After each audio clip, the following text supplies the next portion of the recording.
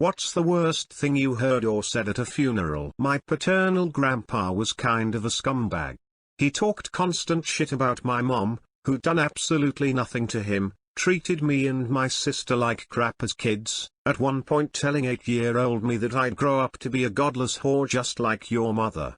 As soon as I hit puberty he spent any time I was around staring at my boobs. Tried to grope me once and got slapped for it, which he just used to talk more shit about me. I hated the old bastard, and death did nothing to change that. I do love my dad though, so I agreed to go to the viewing for him. I ended up just sticking with my dad's girlfriend and my sister, who also were not a fan of this guy. My sister refused to go even look at the body, obviously still pissed with him, but I ended up going up with dad's GF. Apparently she had a bit of a history with him as well because she leaned over the body when nobody else was paying attention and whispered with as much vitriol as person can muster while smiling, "Good riddance you nasty old bastard." I started laughing.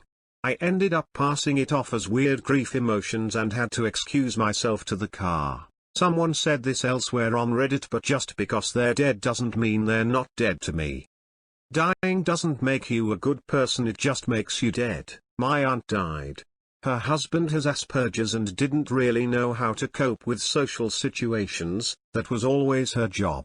She chose to be cremated and have her ashes incorporated into a reef ball, so at the funeral I asked my uncle how long the reef ball would be around, and after a few conversational rabbit holes we ended up talking about the percentage of my aunt that was in the atmosphere versus the percentage that ended up in the reef ball, because of the cremation process.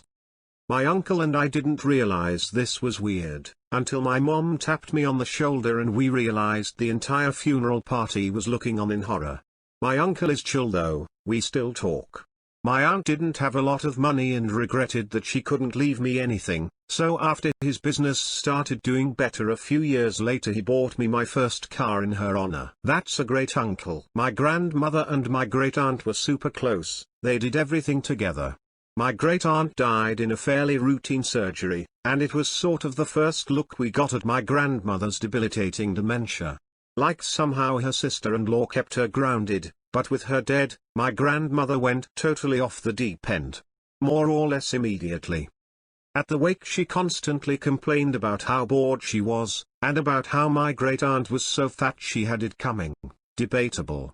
Eventually she kicked off her shoes and sang and danced around the funeral home, saying we were being no fun. She gave everyone who came to pay their respects a hard time. The worst of which was some little old man I'd never seen before.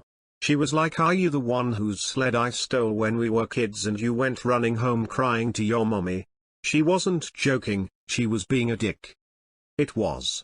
That poor old man. Eventually we took shifts taking her outside for cigarettes so she wouldn't disrupt things further. She lived on her own for a few months before it was obvious she needed constant care, and she went off to a nursing home, where she died less than a year after her lifelong friend. Dementia is a motherfucker. I work with people with dementia. If it's any consolation or help to understand her reaction, it sounds like she may have had frontotemporal dementia. This causes a loss of inhibitions, lack of empathy, inappropriate behavior, amongst other things.